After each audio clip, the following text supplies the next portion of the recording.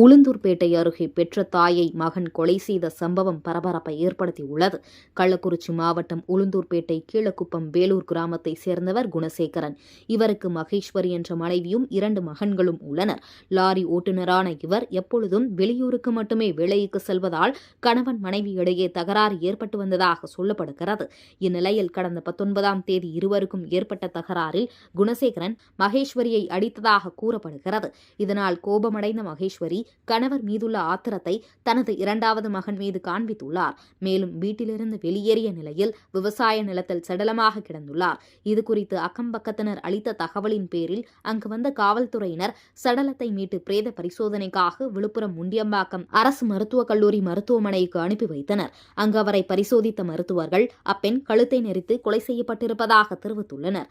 இதனைத் தொடர்ந்து காவல்துறையினர் நடத்திய விசாரணையில் அவர்களது 2வது மகனான 14 வயது சிறுவன் தாய் தன்னை அடித்த ஆத்திரத்தில் கொலை செய்ததாக ஒப்புக்கொண்டுள்ளார். இதனை அடுத்து சிறுவனை கைது செய்து காவல்துறையினர் உளுந்தூர்பேட்டை குற்றவியல் நீதிபதி முன்பு ஆஜர்படுத்தி சிறுவனை சிறுவர் சீர்திருத்த பள்ளிக்கு அனுப்பி வைத்தனர். பெற்ற மகனே தாயை கொலை செய்த சம்பவம் அப்பகுதியில் பெரும் பரபரப்பை ஏற்படுத்தியுள்ளது.